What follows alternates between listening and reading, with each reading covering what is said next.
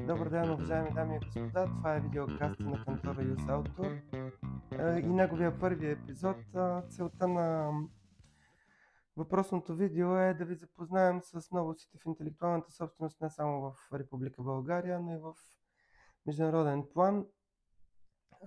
Като въвеждаща тема съм избрал да ви представя темата за домейните, как те се арбитрират, дали те могат да бъдат обект на търговска марка и така нататък.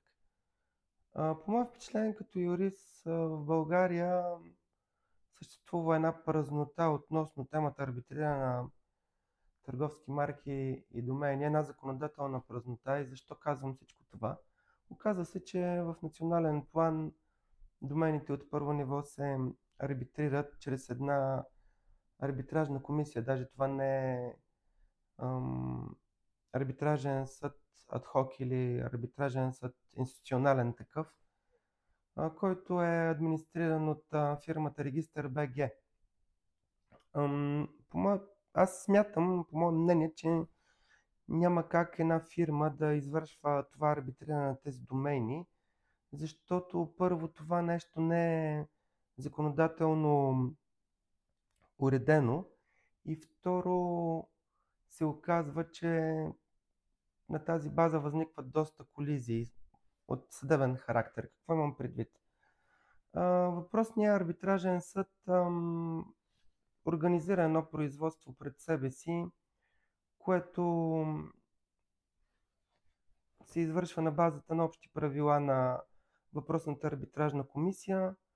Постфактум обаче, когато постанови решение, се оказва, че това решение е трудно атакуемо в съда. Множество правни субекти в България се опитваха такива решения на въпросната арбитражна комисия да атакуват пред административен съд Варна. И административен съд Варна каза, че това не е съда, който може да разглежда този правен спор.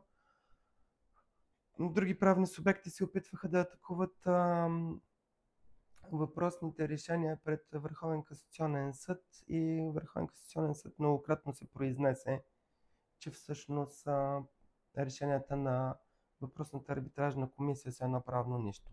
Тъй като, както ви обясних преди малко, тя не е нито арбитражен съд адхок, нито е арбитражен съд институционален такъв. Освен това, ако трябва да дам пример с Международната организация по интелектуална собственост, там се администрира един арбитражен съд, който е институционален и който извършва въпросното арбитриране между търговски марки и домейни на базата на едни общи условия, които се казват UDRP. И това вече е наистина един, така да го кажа, законов начин това производство да се случва. Пред този арбитражен съд, който арбитрира домените от първо ниво в цял свят и спорове между търговски марки и такива домени, са минавали дела като Madonna.com, дела, които бяха свързани с Трибека Филм Център. Това е фундацията на Робърт Де Ниро.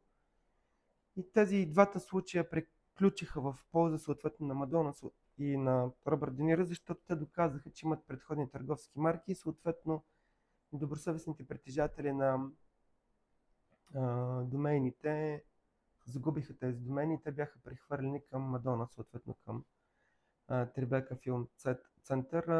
Казуси са множество.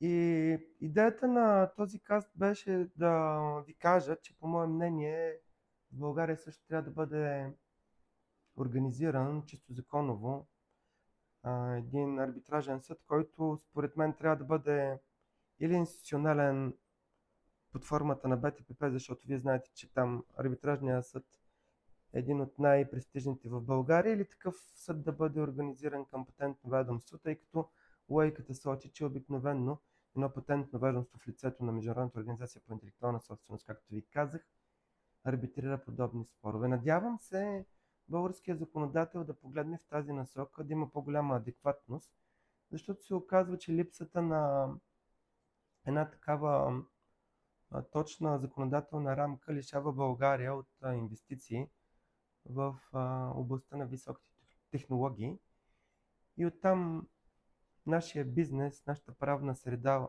която следва да уреди един инструмент от 21 век, страда.